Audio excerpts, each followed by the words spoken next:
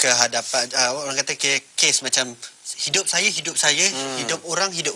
Selagi tidak diganggu hidup saya tak kisah. Ini budaya ni. Keseimbangan kepintaran yang diajar oleh kebanyakan masa di sekolah ataupun sistem pendidikan kita lebih kepada kepintaran intelektual, iaitu berfikir untuk mengingati sesuatu ataupun untuk menyelesaikan suatu masalah. Tetapi kita ada kepintaran lain, iaitu kepintaran emosi, kepintaran sosial, kepintaran spiritual yang juga harus dibentuk.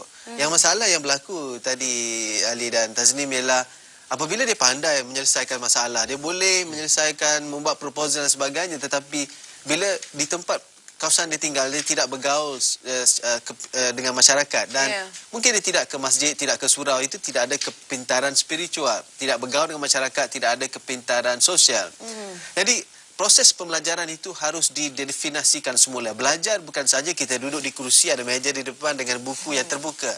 Belajar ialah proses belajar ialah belajar melihat sesuatu, observe sesuatu, memerhati sesuatu, membuat penilaian dan mengambil kesimpulan kebaikan hikmah dan ditanamkan dalam fikiran, yang mana kebaikan itu akhirnya memberi kebaikan kepada dirinya, kepada keluarganya dan masyarakat sekelilingnya. Itu proses pembelajaran yang harus dilihat semula.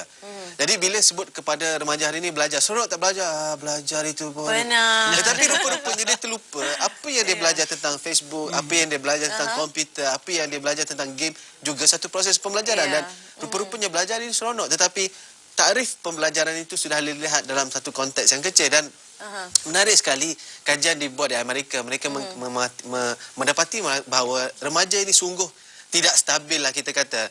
Daripada seorang tu, kalau orang dewasa, daripada keadaan sangat gembira ke sangat sedih, mengambil masa antara 3 hingga 10 jam untuk berubah. Tetapi remaja hanya memerlukan 45 minit sahaja untuk berubah daripada sangat gembira kepada sangat sedih.